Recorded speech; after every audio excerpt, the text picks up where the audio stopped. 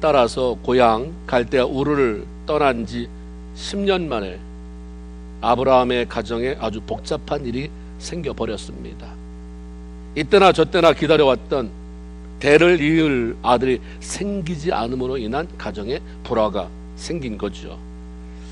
하나님께서 아브라함을 불러내실 때에 하신 말씀은 그에게 땅을 주고 큰 민족을 이루며 아브라함의 이름을 창대케 하겠다라고 하는 약속이었습니다. 그런데 시간이 지나도 그 아들은 생기지 않습니다. 조카 롯이 자기 곁을 떠나가던 날 그 밤에 하나님이 다시 또 찾아오셨을 때 그날도 땅에 티끌만큼이나 셀 수 없이 많은 자손을 주겠다, 한없이 넓은 땅을 주겠다고 하는 약속을 들려주셨습니다. 약속을 거듭 받았는데도 불구하고 또 몇 해가 지남에 아직도 여전히 아들 소식이 없습니다. 그 사이에 소돔 고모라 땅이 연합군의 공격을 받고 무너짐으로 그 성 사람들과 조카 롯이 사로잡혀가고 재산도 뺏기는 일이 벌어졌습니다. 그래서 집에서 키운 사병 318명을 데리고 전혀 예상치도 못했던, 계획에도 없었던 전쟁을 치르게 됐습니다. 하나님의 도우심으로 그 적은 인원을 데리고 나가서 연합군과 싸워 이기고 조카를 비롯한 사로잡혀간 사람들을 찾아오고, 그리고 빼앗겼던 재물도 다시 찾아오게 되었습니다. 이렇게 순간순간 하나님께서 나와 함께 해주시는구나, 나를 도와주시는구나, 이런 마음이 들도록 많은 사건이 있고 하나님을 경험하기는 했지만, 하나님이 분명히 약속해 주셨던 내 아들 줄게 그렇게 말한 거는 성취가 안 되는 거예요. 정말 그 당시에 애타게 기다렸던 그 문제는 해결이 되지 않았던 것입니다. 하나님께서 세 번째로 아브라함을 찾아오셨을 때는 이미 아브라함의 마음에서 아들을 기대하는 마음은 정리하고 있었습니다. 그러므로 하나님께서 아브라함아 두려워하지 말아라, 나는 너의 방패고 너의 큰 상급이다 라고 하셨을 때도 하나님의 말씀이 별로 감동으로 다가오지 않았습니다. 그냥 하나님 그 말씀은 됐습니다, 됐고요, 나는 이미 우리 집 종들 가운데 충직한 다메섹 출신인 엘리에셀이라고 하는 그 종을 상속자로 내정했습니다 라고 말씀을 드렸습니다. 근데 하나님은 아브라함에게 아니다 라고 말하기보다는 계속해서 그 약속의 말씀을 들려주십니다. 내 몸에서 날 자가 너의 후손, 너의 상속자가 될 것이다. 그를 통해서 하늘의 별처럼 바다의 모래알처럼 많은 그런 후손이 퍼져나가게 될 것이다. 근데 이렇게 세 번째 하나님이 동일한 말씀을 자기가 아니라고 하는데도 포기하지 아니하시고 거듭거듭 말씀해 주실 때에 그것을 들으면서 저 약속이 언젠가는, 내가 원하는 때는 아니지만 언젠가는 이루어지겠다라고 하는 확신이 생깁니다. 그래서 하나님이 아들 주실 때까지 믿음으로 가기로 했고, 하나님은 이런 아브라함을 의롭다고 여겨주시는 그런 일까지 생겼습니다. 아브라함은 아들 문제를 이렇게 정리하고 기다리기로 했는데 아내에게 문제가 생긴 것입니다. 그동안 잘 지내오던 아내 사라가 더 이상 참지를 못하고 아브라함에게 나는 이제 틀렸나 보다, 나는 더 이상 아이를 낳을 수 없을 것 같으니 내가 데리고 있는 몸종 하갈에게 들어가서 대를 이어라 라고 통사정을 하는 것이었어요. 그래서 아브라함은 부인의 시키는 대로 하갈과 잠자리를 같이 했고, 하갈은 즉시로 임신을 하게 됐습니다. 그때부터 몸종 하갈은 유세를 부리면서 여주인 사레를 멸시합니다. 그리고 사레는 이에 대한 분노를 애꿎은 남편에게 퍼부어댑니다. 자기가 문제를 일으켜놓고 남편에게 하갈을 어떻게 좀 처리해보라고 떼를 쓰기 시작을 합니다. 그래서 아브라함이 사레에게 마음대로 해라, 네 마음대로 해 라고 하자 그동안 하갈에게 당했던 서러움과 멸시를 학대라고 하는 방법으로 쏟아버립니다. 얼마나 못살게 굴었던지 사레의, 여주인 사레의 학대를 견디다 못한 하갈은 임신한 몸인데 갈 곳도 정하지 않고 도망쳐 버렸습니다. 나간 게 광야예요. 아무것도 없는, 일단 얼마나 징그러웠으면 일단 피하고 보자 나간 거죠. 믿음의 조상이라 불리게 될 아브라함 집에 위기가 찾아온 것입니다. 누가 이야기를 들었다고 한다면 그런 사람이 무슨 아브라함, 그런 사람이 무슨 믿음의 조상, 존경은커녕 비웃음과 무시를 당할 수밖에 없는 상황이 벌어진 거죠. 이 땅에 하나님의 이름을 널리 펼치려고 또 메시아가 오실 혈통을 마련하기 위해서 택한 아브라함의 집이 왜 이렇게 질서가 무너지고 엉망진창이 되는 그런 사건이 생기게 됐을까? 아브라함이나 사레가 그때 타락했습니까? 아니에요. 여전히 하나님 잘 섬겼어요. 나름대로는 하나님을 잘 섬긴 사람들이에요. 일이 있을 때마다 재물 잡아서 번제도 드렸던 사람들 아닙니까? 창세기 15장 6절에 보면 아브라함이 여호와를 믿음에 여호와께서 이를 그의 의로 여기시고, 지금 16장 우리가 말씀 나누는데 15장에서 그런 하나님의 인정이 있었잖아요. 본문 2절에 사레가 아브라함에게 여호와께서 내 출산을 허락지 아니하셨으니 라고 하는 말을 보면 사레 역시 내가 못 낳는 게 아니라 하나님이 안 주셨다, 생명이 하나님의 손에 달렸음을 인정하는 믿음의 사람이면 분명하다, 우리가 이렇게 말할 수 있겠죠. 근데 뭐가 문제였길래 이 집안이 이렇게 어지럽혀졌을까?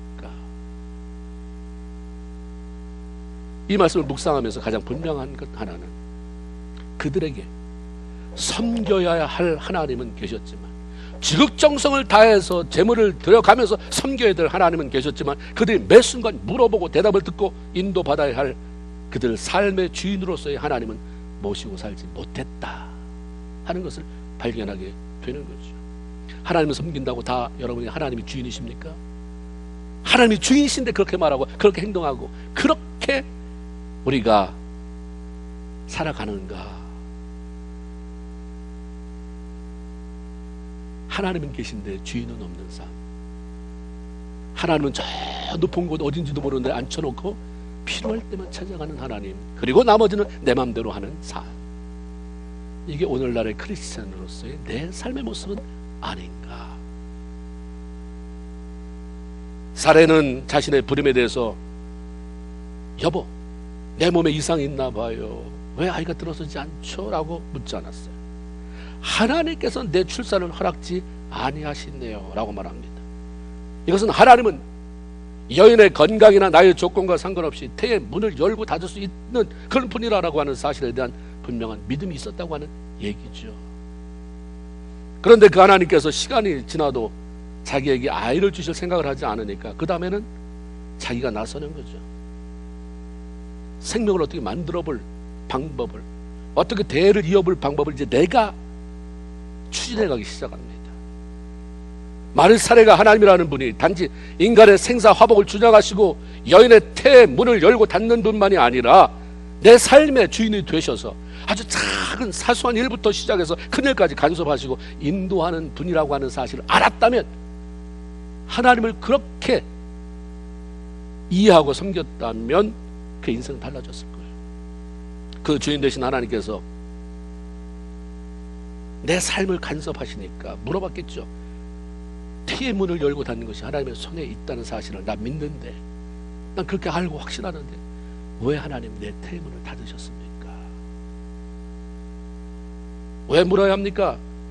내 삶의 주인이 이 문제에 대해서 내게 뭐라고 말씀하시는지를 들어야 하기 때문입니다. 여러분이 어떤 주인을 섬긴다고 해서 부부간에 생활한다고 해서 물어볼 때마다 대답합니까? 어떤 사람은 물어봐도 대답 안 하는 사람 있잖아요. 하나님이 물어봐서 다 대답하지 않아요. 어떤 때는 침묵. 그 침묵은 기다려라, 그 계속 고민하고 있어라라고 하는 거거든요. 내가 물어보지도 않고 일을 저지르는 것과 물어보는데 대답을 하지 못해서 결국 하나님이 나에게 주신 감동을 가지고 그냥 행하는 것과는 천지 차이인 거죠. 더 나아가 남편 아브라함에게 하늘의 별, 땅의 모래처럼 많은 자녀를 주신다고 했는데 그 약속이 내가 아닌 딴 여자를 통해서 이루기를 원하시나요? 하나님의 원래 계획이 그런 거였습니까? 라고 물으며 기다려야겠습니다. 그냥 언젠가 되겠지 하면서 시간을 보내는 것은 기다리는 것이 아니에요. 시간 낭비일 뿐이지. 진정한 기다림은 하나님께 물어가면서 내 인생의 주인이 되신 그분에게 디렉션을 구해가면서 어디로 갔으면 좋겠습니까? 어떻게 했으면 좋겠습니까? 라고 물어가면서 그분이 대답해 주실 것을 기대하며 가는 것입니다. 하나님이 자기의 삶의 주인이라는 것을 몰랐고 주인으로 인정하는 삶을 살아가지 못했기 때문에 사례가 한 짓은 뭡니까? 횡포예요. 내가 하나님을 믿는다고 말하고 내 삶의 주인은 내 자신이 될 때 우리가 하는 일은 횡포예요. 자기 삶의 주인 되신 하나님께서는 한 마디 물어보지도 아니하고 자신의 인생의 주인이 되어서 자기 생각대로 고집대로 하고 싶은 대로 말하고 행동합니다.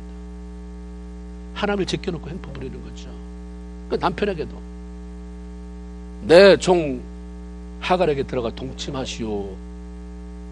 영어 성경에 보면 go 명령이잖아요. Go sleep with my maid servant. 내 몸종하고 빨리 들어가 잠자리 안에 이거죠. 빨리 누굴 통해서라도 애 낳아야 될 거 아니야. 하갈이 임신하고 자신을 멸시하자 자신이 그런 결과를 만들어 놓고도 남편을 잡습니다. 내가 받는 모욕은 당신이 받아야 옳도다. 5절 그렇게 말하죠. 이 말이 뭐예요? 내가 받는 이 부당한 대우에 대해서 당신 책임져, 이 말이에요. 더 나가서는 이게 다 너 때문이야, 이 말이에요. 너 때문에 비난, 억지를 부립니다. 주인 없는 사람의 대표적이야. 이 여자가 하나님을 몰랐습니까? 하나님을 섬기는 사람인데 삶이 그렇게 살아요.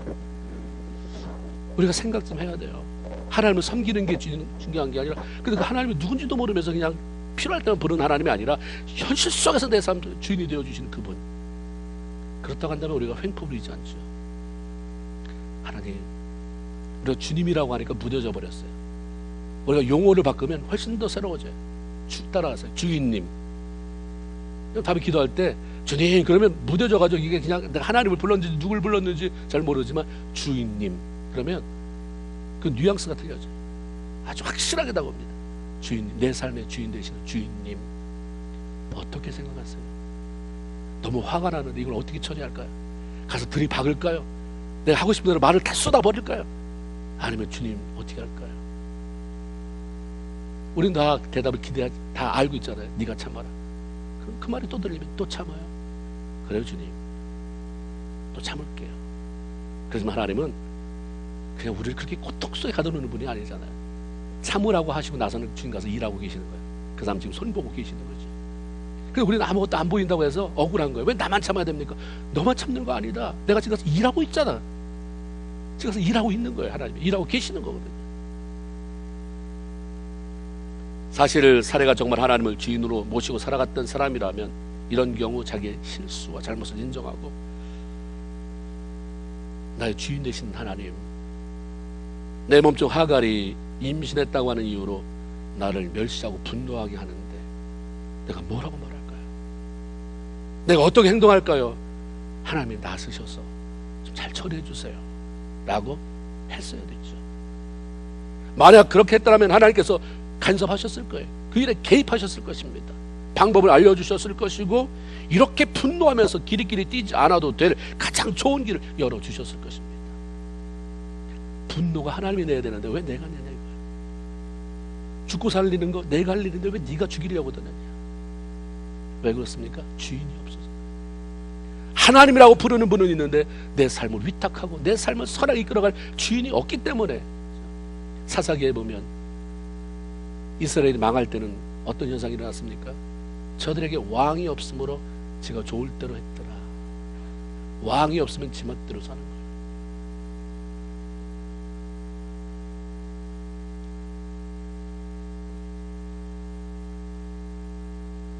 사례가 조금 더 하나님의 주권을 인정하고 자기의 억울한 마음, 원통한 마음을 저 앞에 풀어놨다고 한다면 하갈을 그렇게 학대하며 도망치게 만든 일도 없었고 오히려 하갈의 마음을 돌이켜 자기를 더 좋아하게 만들 수도 있어요.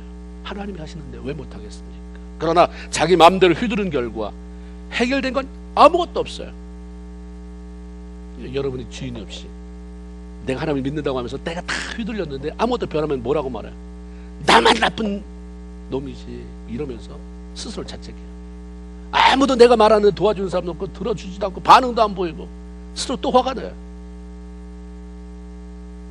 주님 앞에 맡기면 주님, 나는 자꾸 화가 나고 자꾸 잔소리하고 싶어지고 자꾸 정죄하고 싶어지고 자꾸 비난하고 싶어지고 그게 아내건 남편이건 자식이건 자꾸 이런 마음이 들고 그 왜 지도자건 이런 마음이 드는데 하나님 어떻게 했으면 좋겠습니까?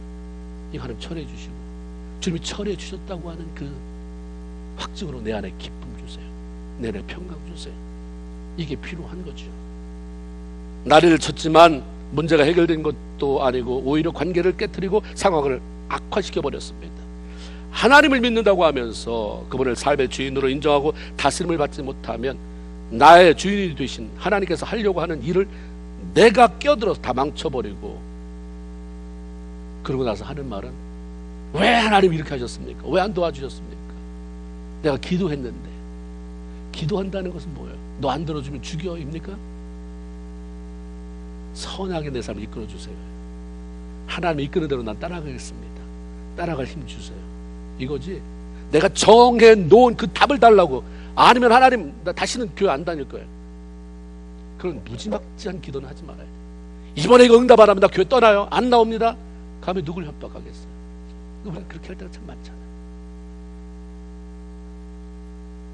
아브라함 어땠어요? 역시 그때까지만 해도 하나님을 믿고 따르긴 했지만, 믿는 사람이긴 했지만 그 하나님을 주인으로 인정하는 삶을 살지는 못했던 것 같습니다. 그러니까 하나님이 계속해서 이제 그런 부분을 훈련시켜 나갔죠. 그러니까 순간순간 자기 자신의 삶 가운데 벌어지는 일들에 대해서 하나님과 상의하고 그분의 응답을 듣고 행동하는 데는 참 미숙했습니다. 그 당시에 아내 사라가 아들을 얻기 위해서 여종 하갈을 첩으로, 그것도 애굽 여자, 이방신을 섬기는 데서 왔던 그 애굽 여자를 첩으로 삼으라고 했을 때 이에 대해서 하나님 앞에 한마디도 묻지 않은 채 승낙해버렸어요. 내가 말하지 않으면, 이거 안 한다 그러면 저 불같은 성격의 여인이 또 뭐라고 말할까? 아마 그래서 대답을 했는지도 모르겠죠. 근데 주님, 아내가 하갈과의 관계를 통해서 아이를 얻기를 그렇게 원하는데 하나님 생각은 어떠십니까? 나를 통해서 하늘의 땅 바다의 모래처럼 후손이 번성한다고 했는데 그 씨는 나라고 해도 그 아이를 낳아줄 여자는 사례가 애초부터 아니었습니까? 하갈이었습니까? 내가 어떻게 행동했으면 좋겠습니까? 물어봤어야지. 그러나 하나님을 주인으로 여기지 못한 아브라함은 아내의 요구에 대해서 내 생각만 가지고 판단하고 결론 짓고 행동을 합니다. 그러니까 그 결과가 더 고통스러워. 우리 삶 속에 고통스러운 것은 하나님이 주신 거예요? 아니, 내가 만든 거예요. 그 고통이 예수 안 믿을 때 왔습니까? 믿었는데도 왔잖아요. 왜 그렇습니까?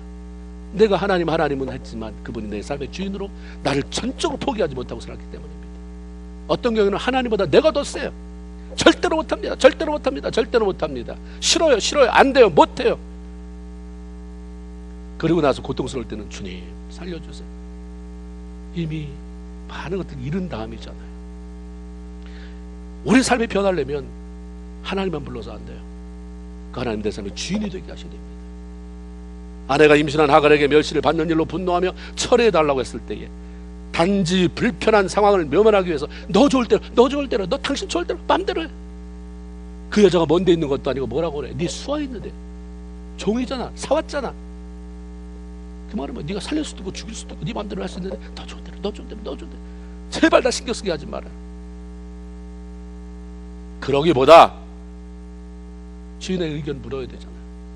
부부간의 남편들의 문제들이 참 공통적인 게 많아요.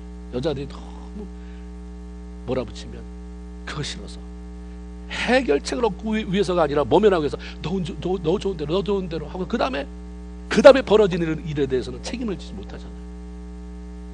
알았어요. 네가 좋을 대로. 그렇죠? 물었어야 돼요. 하나님, 아내와 하갈 사이의 갈등을 하나님은 어떻게 처리하기를 원하십니까? 그렇다고 한다면 하나님이 간섭하셨겠죠. 그래서 믿음의 조상이라고 불릴 그 집에서 여종이 자기가 그렇게 섬겼던 주인 여주인으로부터 학대를 당하고 도망친 그 불미스러운 역사적인 기록은 남기지 않았을 거예요. 믿음은 좋은데 하나님이 해결해 주시는 것을 경험해 보지 못한 것은 바로 하나님을 주인으로 섬기고 주인으로 모시고 그분이 알려주시고 말씀해 주시는 대로 순종하며 따라가는 일에 실패하기 때문입니다. 오늘날 성도의 문제는 다시 말씀드리지만 하나님은 계신데 주인이 없어요. 보세요. 여러분 잘 보세요. 우리 다 느끼잖아요. 스스로에게도 느끼고 아내에게도 남편에게도 어떻게 하면 하나님 잘 섬길까? 하나님의 영광을 위해서 돈 벌어서 어떻게 하나님 선교사에게 감당할까? 어떻게 하면 좋은 일 많이 할까 하는데 구체적으로 네가 먼저 잘못했다고 해라. 네가 용서해라. 그래도 일어나야지. 기도해야지. 주인의 음성 다 무시하고 그냥 여전히 돈 많이 벌어서 선교하고 교회 봉사 많이 하고 동상이몽이구나. 네가 나를 섬기고 나는 너를 사랑한다는데 어떻게 내 말이 안 통하냐. 그런 일이 있는 거예요. 주님이 원하는 것은 주와 같이 길 가는 것, 같이 길 가는 것. 그게 즐거움이 되는 것을 주님이 원하시는 것입니다.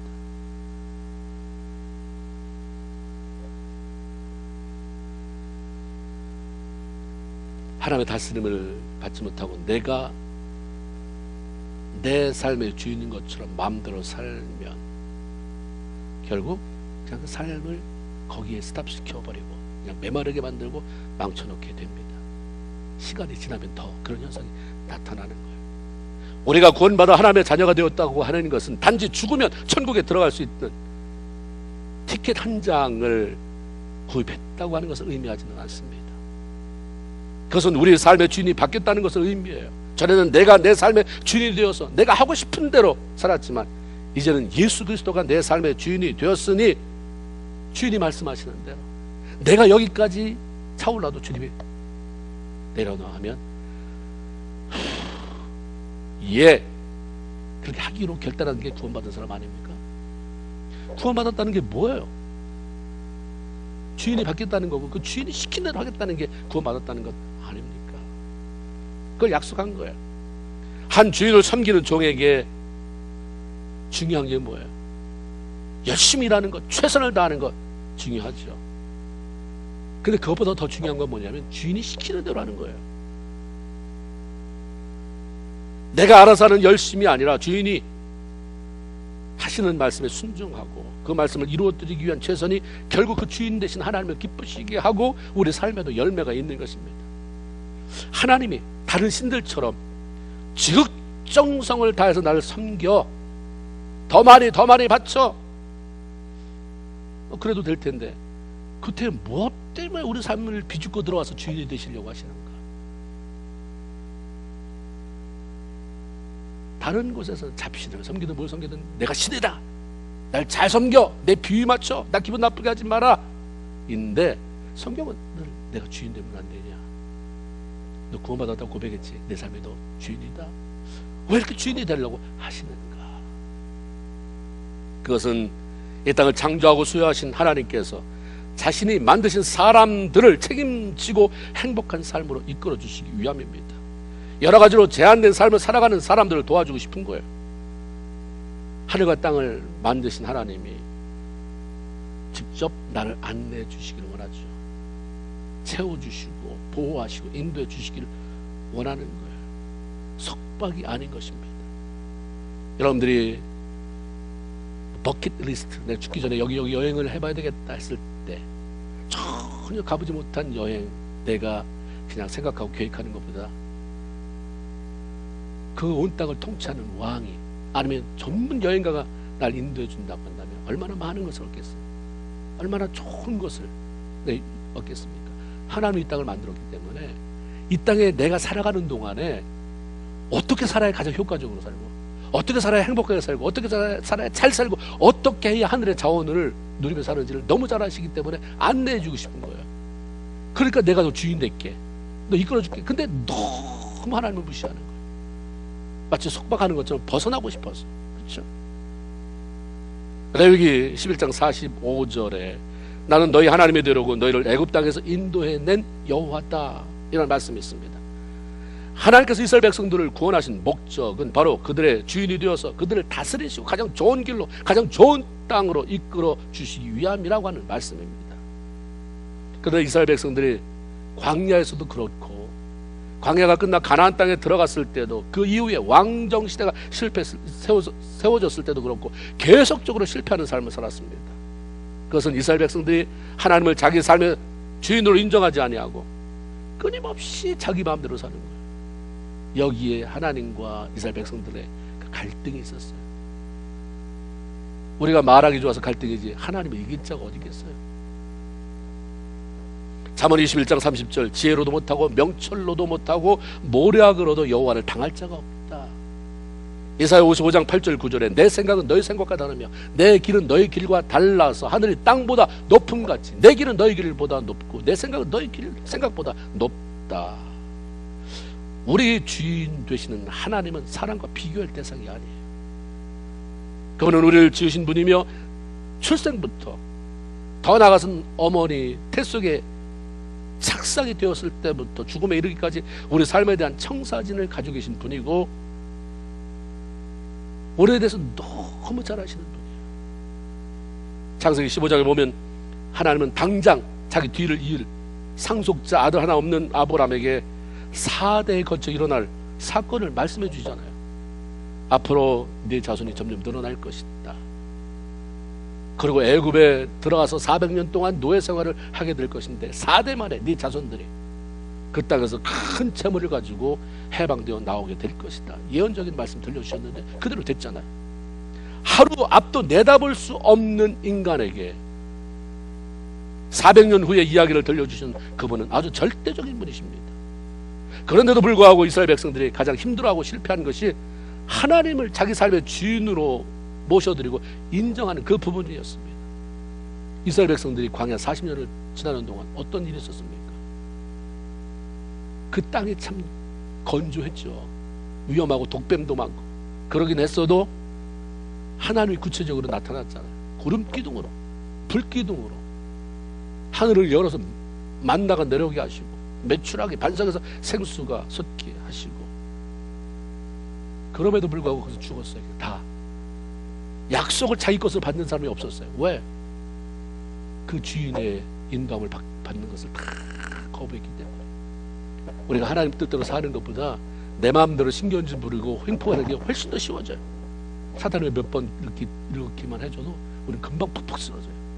피 튀기는 싸움이 뭐예요? 그거예요. 이때는 싸우는 사람이 나를 쳐서 복수시키고 주인의 말씀대로 순종해 가는. 그래서 처음에는 힘들지만 지나가면서 이래서 그렇구나 이래서 그렇구나를 알기 시작하면 영적인 철이 들면 아이가 철이 들면 부모에게 효도하고 싶은 거죠. 우리 엄마 아빠 마음이 그때 어땠을까? 야, 내가 왜 철딱서니 같이 그렇게 행동했을까? 잘해야지 하는 것처럼 그런 것들을 경험하기 시작하면 하나님이 이런 분이시구나. 아니 뭐가 부족하다고 하나님이 나 아니면 안 될 것처럼 나 아니면 사랑할 대상이 없는 것처럼 나한테 이렇게 달려붙으셔서 이렇게 하셨을까? 나에게 온갖 모욕을 받아가면서도 나에게 그렇게 찡그린 화남 다 받아가면서도 왜 하나님은 늘 그렇게 내 곁을 떠나지 않았을까를 알게 되는 거죠.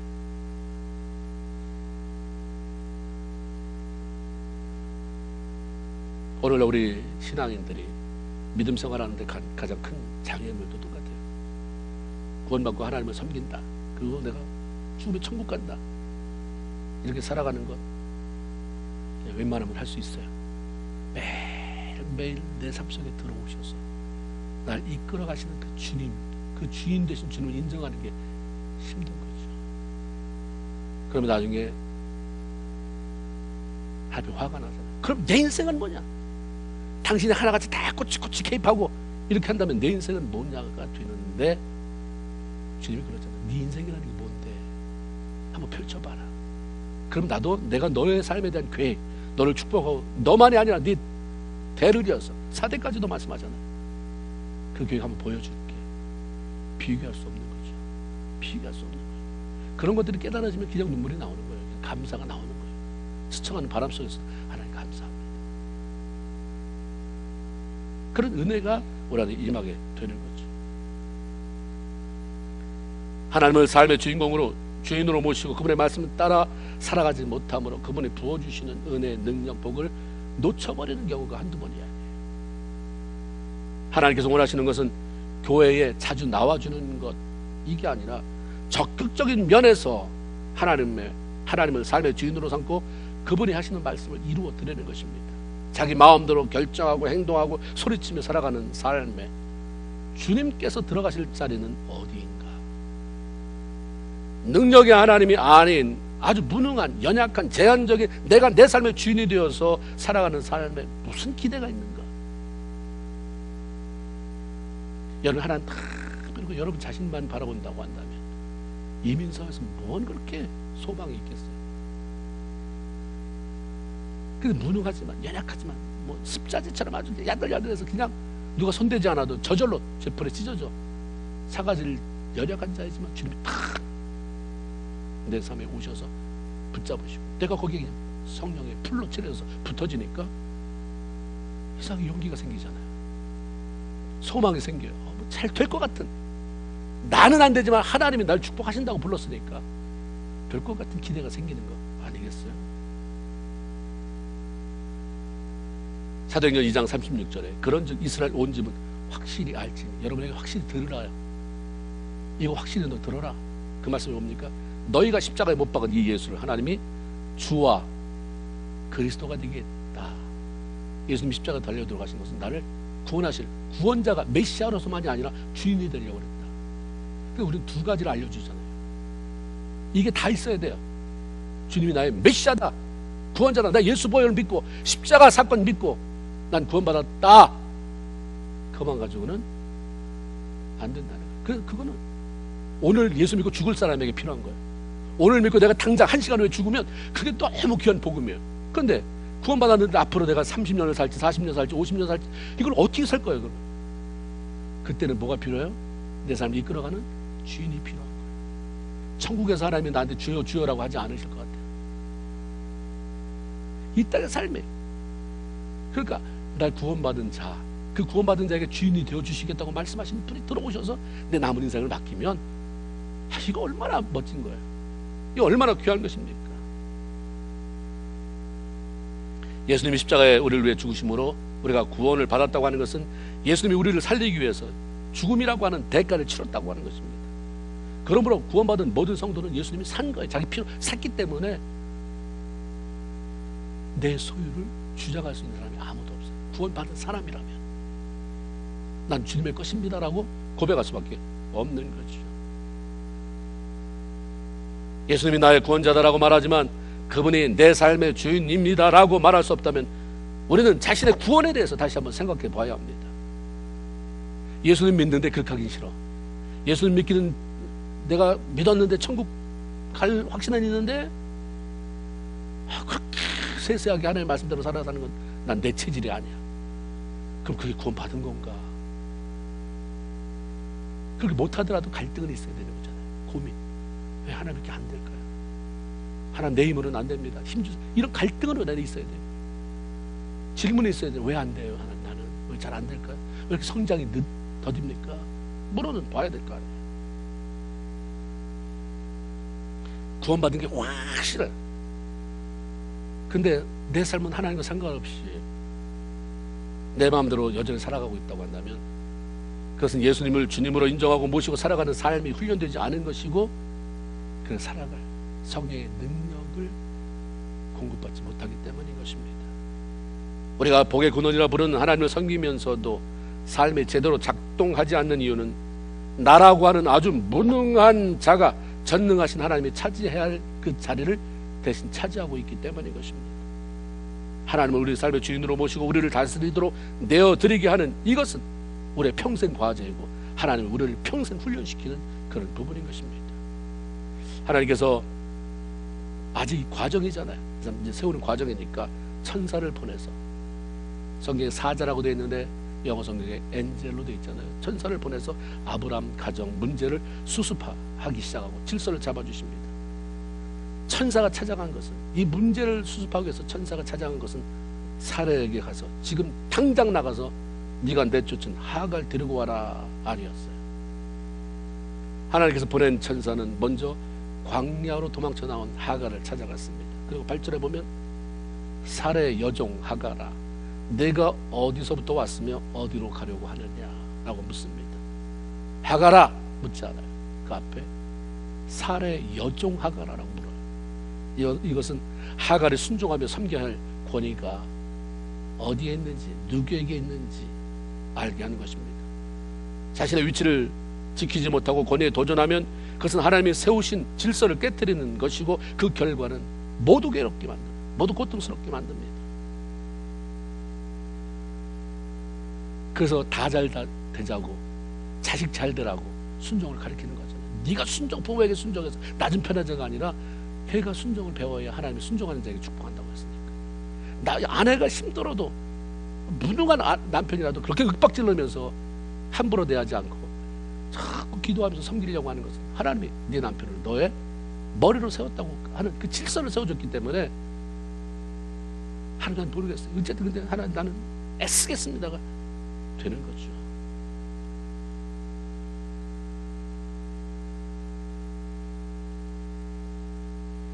하나님께서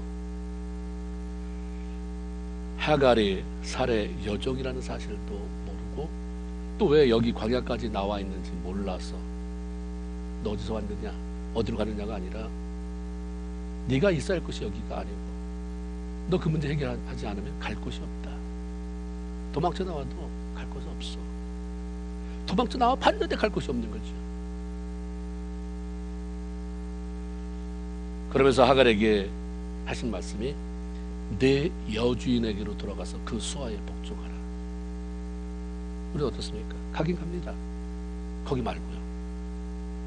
아니면 나를 그렇게 사랑해 주었던, 아니면 내가 아브라함의 씨를 받았으니까 그래서 임신했으니까 아브라함 속으로 가겠습니다. 그 여자는 내가 눈에 흙이 들어가기까지 안 만나겠습니다 라고 할 수도 있고, 아니요 아주 학을 떼어서 그 집에 들어가고 싶지 않아요.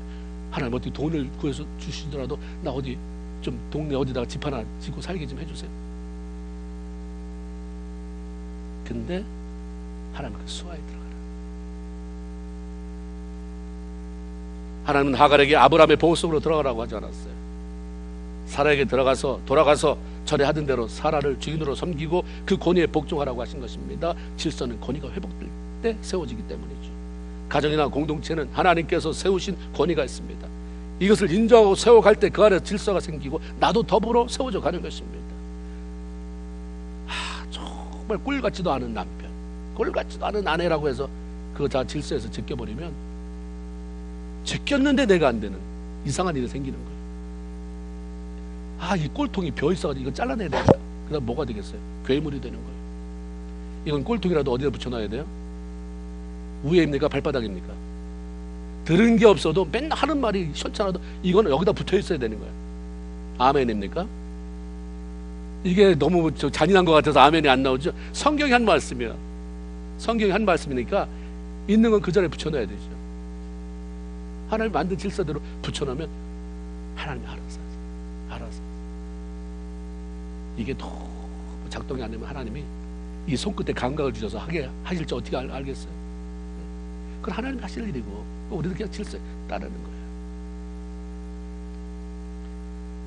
문제가 있을 때 해결하는 방법은 도망치는 게 아니다. 문제 있는 사람에게로 가서 해결해라. 누구 끼지 말아라. 아브라함 그 안에 끼지 말아라. 네가 가서 기도 많이 하고 네가 가서 하나님 준비시키잖아요. 하갈을 만나줘서 네가 풀어야 된다. 그렇죠? 당한 사람이니까. 난 당했습니다. 주님이 뭐라 그래? 아이고 잘났다. 당했으니까 네가 갑이잖아. 네가 풀어야지. 네가 가서. 근데 기분 나빴는데 생각해보니까 당신이 나 때문에 얼마나 기분 나빴었지. 그렇게 안 하기로 했습니다. 하나님이 나한테 그렇게 하지 말라고 내 마음이 괴로워서 그렇게 결단했습니다. 해야 되잖아요. 문제를 해결하지 못하고 도망치면 어떤 일이 생기냐면 그 문제가 나를 따라와요. 저것만 없으면 하고서 어디로 가잖아요. 그럼 어떤 사람이 거기 있어요? 그것만 한 사람이 거기 있다. 아니면 그보다 더한 사람이 거기 있다. 다 알잖아요. 그렇죠? 이거는 하나님이 하갈을 통해서 우리에게 보여주시는 거예요. 도망치지 말아라. 네가 도망쳐서 광야에서 어떻게 하려고? 이거 해결해라. 그러면 내가 네 아들도 이렇게 축복하겠다라고 쫙 하나님이 그 축복에 대한 계획을 풀어 놓아 주셨잖아요. 돌아왔어요. 정리가 됐어요. 아브라함 집에 회류바름 같이 벌어왔던 문제가 해결됐습니다. 하나님은 우리가 이따금씩 우리의 삶에 큰 문제가 터질 때만 찾아오셔서 해결사 노릇 해주는 걸 기뻐하지는 않으세요. 하나님을 믿을 뿐만 아니라 그분을 삶의 주인으로 모시고 그분의 인도함을 받아가면서 그분의 이끄시는 대로 순종할 때 거기 해결책이 있는 거예요. 안 될 것 같은데 그러고 나니까 그 사람하고 더 친해지고 그 사람 때문에 더 전혀 신세질 것 같지 않았는데 이런 도움을 받게 되네요 하는 일이 생길 수도 있는 것이고, 하나님이 하시는 일은 참 묘합니다. 내가 어려움이 있을 때 꼭 그 사람의 손은 안 거쳤으면 좋겠는데 했는데 그 사람 통해서 하게 만드시기도 하고, 다 필요한 사람이에요. 우리는 관계를 잘 풀어가야 되잖아요. 우리는 한번 생각해 봐야 합니다.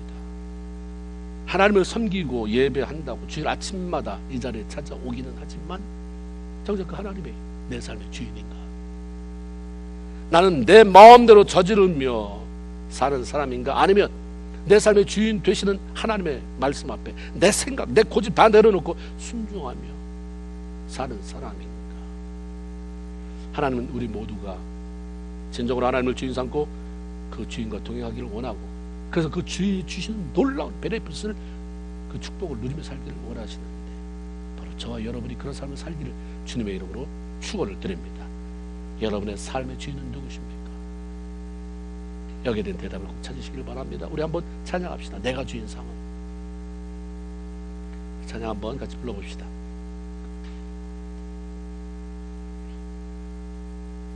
내가 주인 삼은 모든 건 내려놓고